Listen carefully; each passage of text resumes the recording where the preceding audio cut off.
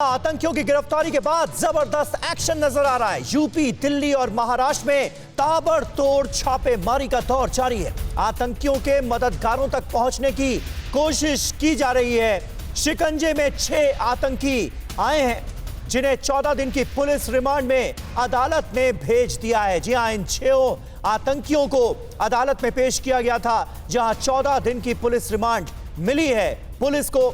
और आतंकियों की गिरफ्तारी के बाद जबरदस्त एक्शन में नजर आ रही है पुलिस। हमारी सिक्योरिटी फोर्सेस यूपी, दिल्ली और महाराष्ट्र में ताबड़तोड़ छापेमारी का सिलसिला जारी है, रेड का सिलसिला जारी है और पता लगाने की कोशिश की जा रही है कि आखिर इन 6 आतंकियों के मददगार कहां-कहां छुपे हुए हो सकते हैं।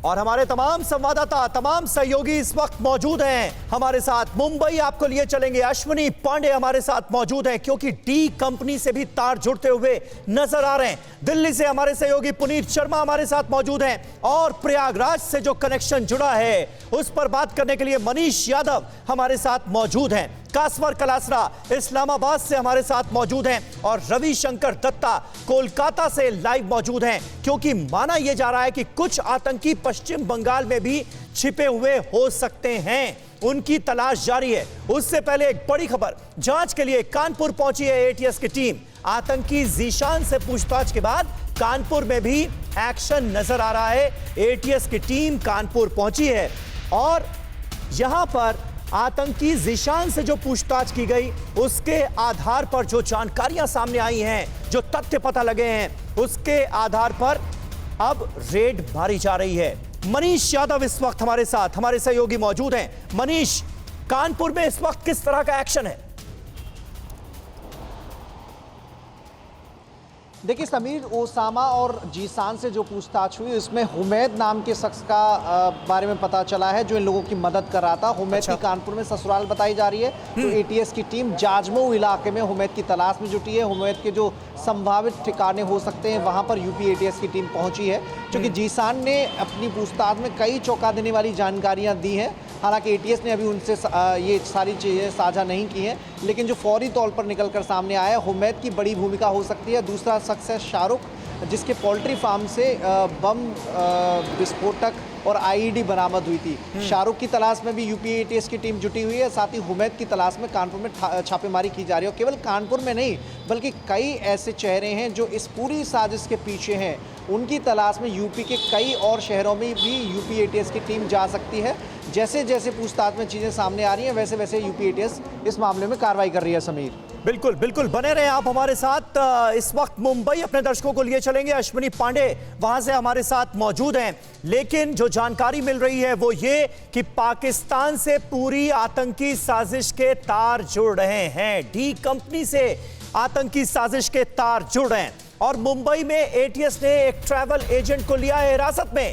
ये बिल्कुल ताजा अपडेट है। आतंकी जान मोहम्मद के टिकट बुक करता था ये एजेंट। महाराष्ट्र के गृह मंत्री ने डीजीपी एटीएस चीफ के साथ की है बैठक। 3 बजे महाराष्ट्र एटीएस की भी एक प्रेस कॉन्फ्रेंस होने जा रही है। अश्विनी पांडे का हम रुख करेंगे, मुंबई आपको लिए चलते हैं। यानी मुंबई एटीएस के हाथ भी कुछ अहम जानकारियां लगी हैं। अश्विनी,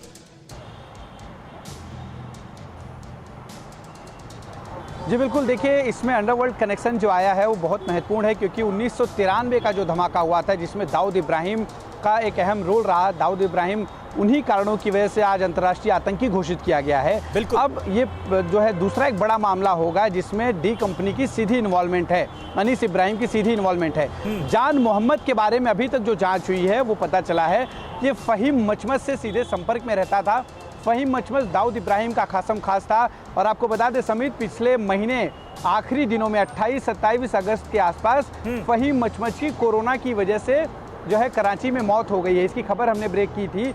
उसी फ़हीम मचमस को सीधे जो है संपर्क में रहता था ये जान मोहम्मद। इसके बाद फ़हीम मचमस के बाद ये अनीस इब्राहिम से संपर्क में रहने लगा, क्योंकि अनीस इब्राहिम को सीधे फ़हीम मचमस रिपोर्ट किया करता था। लेकिन फ़हीम मचमस की मौत के बाद जान मोहम्मद उससे संपर्क में आया और ये जो पूरी कड़ी कहीं ना कहीं जो है अनीस इब्राहिम से जुड़ रही है। और अनीस इब्राहिम जाहिर तौर पर जान मोहम्मद को इंस्ट्रक्शन वहीं से आया और फिर ये पूरी साजिश में जान मोहम्मद शामिल हुआ और कैसे इसने इस पूरे काम को अंजाम दिया, ये सब कुछ धीरे धीरे परत दर परत खुलेगी।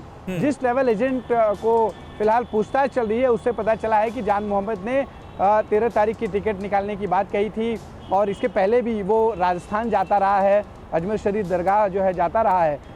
उस समय भी वो टिकट इसी व्यक्ति से निकलवाता था। अच्छा। उसकी जो गतिविधियां, हालांकि अभी तक जो ट्रैवल एजेंट ने बताया है कि उसके मुताबिक कुछ ज़्यादा संदिग्ध नहीं लगती थी, लेकिन वो इस तरह के किसी कांड में इन्वॉल्व होगा ऐसा जो है उसे लग नहीं रहा था। लेकिन जिस तरह से टिकट निकालना, अजमेर शरीफ जाना, दिल्ली का टिकट निकालना, बिना किसी को बताए अचानक घर पर पहुंचना, कपड़े पैक करके तुरंत निकल जाना, ये बहुत सी चीज़ें संदेहास्पद थी और ये बातें जान मोहम्मद की पत्नी ने एटीएस और क्राइम ब्रांच को बताई है। और इसी तमाम कड़ी को जोड़ने की इस वक्त क्राइम ब्रांच और एटीएस लगातार काम कर रही है। कुछ देर बाद एटीएस चीफ इस पूरे मसले बिल्कुल, और अरसे बाद अश्विनी ये देखने को मिल रहा है कि अंडरवर्ल्ड और सीधे सीधे आतंकवाद के तार एक बार फिर जुड़ते हुए नजर आ रहे हैं।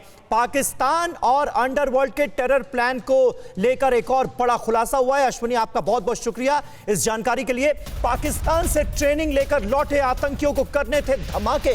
साजिश में पुराने साथियों का इस्तेमाल कर रही थी डी कंपनी, यह पता चला है। कोटा से गिरफ्तार समीर पहले भी डी कंपनी के लिए काम कर चुका है। समीर नहीं, रायबरेली के मूलचंद उर्फ लाला को हायर किया था। मूलचंद का इस्तेमाल विस्फोटक और हथियार इधर से उधर ले जाने में करना था, यानी मूलचंद की जिम्मेदारी थी कि वो हथियारों को, बारूद को एक जगह से दूसरी जगह पर ट्रांसफर कर सके। तो पाकिस्तान और अंडरवर्ल्ड के टेरर प्लान का यह बड़ा खुलासा है और एक बार फिर आतंकवाद और अंडरवर्ल्ड का गठजोड़ सामने आ रहा है। ओसामा और जीशान को पाकिस्तान में मिली थी ट्रेनिंग, ये बड़ी जानकारी। पाकिस्तान के ठट्टा में दोनों को ट्रेनिंग मिली थी। 15 दिनों की ट्रेनिंग के बाद दोनों को भारत भेजा गया, दिलो दिमाग में जहर भरकर।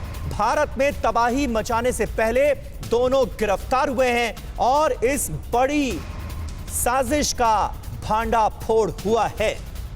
न्यूज़ टॉप 9 रोज सुबह 7 बजे और शाम 7 बजे सिर्फ TV9 भारतवर्ष पर।